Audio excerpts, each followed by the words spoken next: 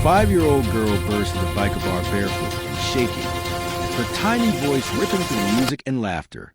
"They're hurting my mama. Please, they're killing her." The whole bar fell silent. Beer glasses stopped midair. Cards dropped.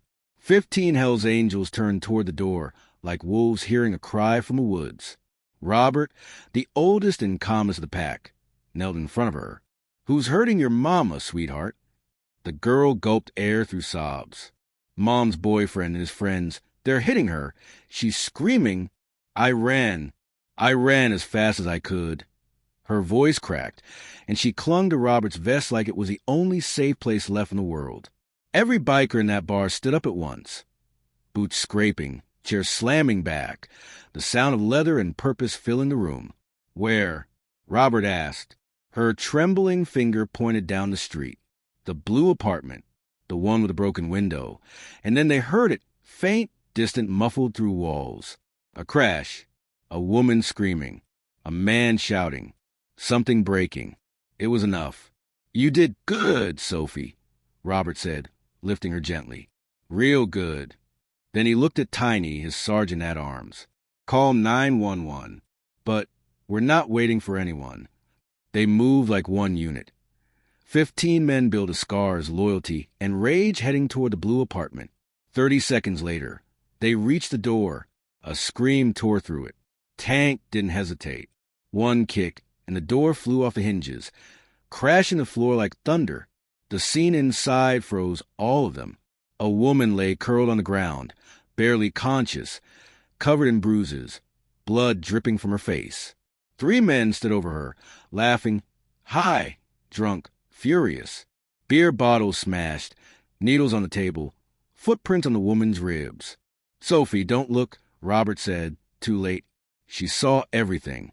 Her mother's broken body, the chaos, the cruelty. She screamed as if her heart split open. The boyfriend, a wiry, drugged-out man named Derek, pulled a knife and snarled, "Get out of my house." Razor stepped forward, laughing darkly. "Your house? We checked the lease before we walked in. Everything here belongs to Jennifer." Derek's 2 friends tried to run, but didn't make it more than 2 steps before 2 bikers clotheslined them to the ground.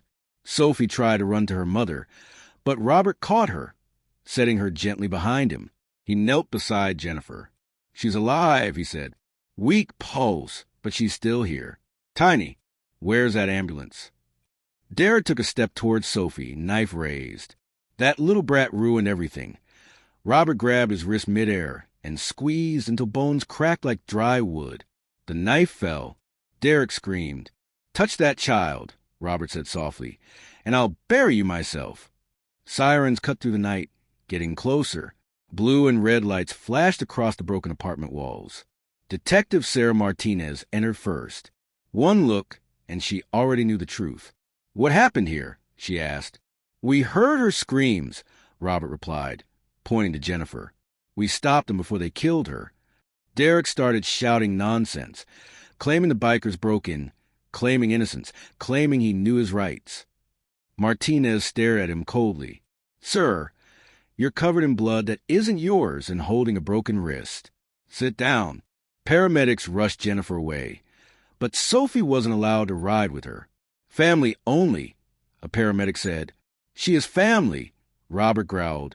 Before anyone could argue further, a car screeched into the lot, and a woman in a nightgown ran out. Judge Patricia Williams. "Emergency custody goes to whoever this child chooses," she announced. "I know what happens in homes like this. My daughter lived it." Sophie didn't hesitate. She walked straight to Robert and lifted her arms. "You saved my mama. Can you take care of me?" Robert scooped her up. "Yeah, baby, we got you." Derek laughed. "You're giving her to a biker? That's illegal." Judge Williams glared at him. "Actually, Mr. Patterson," she pointed at Robert, "has a clean record, owns a business, and raised 3 daughters. You, on the other hand." Derek's friends immediately folded under pressure, confessing everything.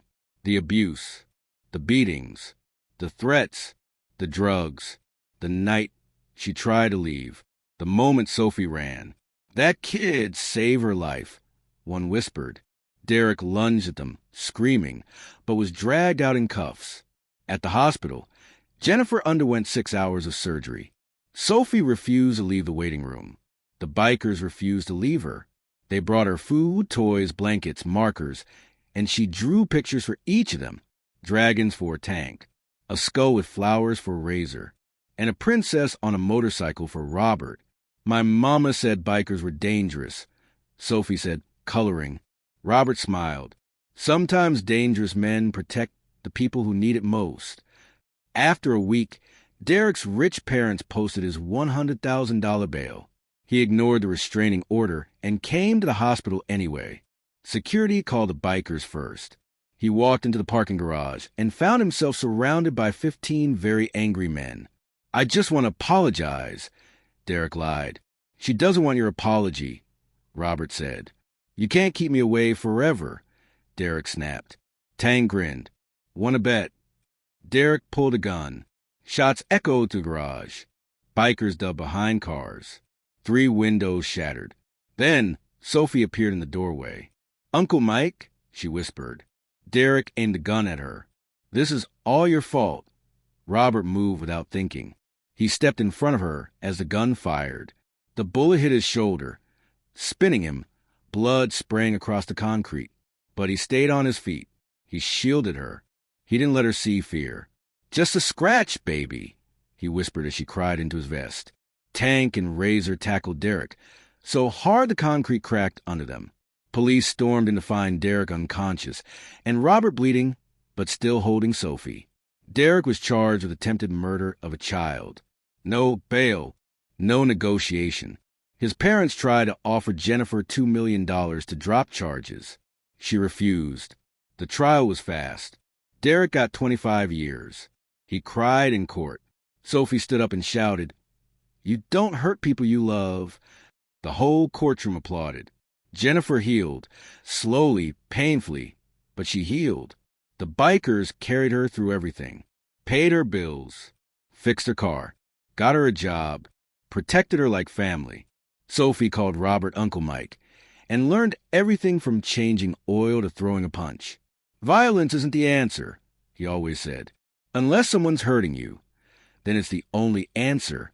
Derek got stabbed in prison after inmates learned he'd tried to kill a child. He lived, but in solitary where no one cared. Sophie grew up safe, surrounded by leather-clad guardians who dropped everything for her. When she turned 16, they gifted her a motorcycle of her own, a beautiful black bike with silver flames. On the back of her vest it said, "Protected by angels." And she always will be. Sometimes angels don't have wings. Sometimes they wear leather. Sometimes they walk out of a bar when a child screams for help. And sometimes a 5-year-old girl saves her mother and finds a family that will protect her for life.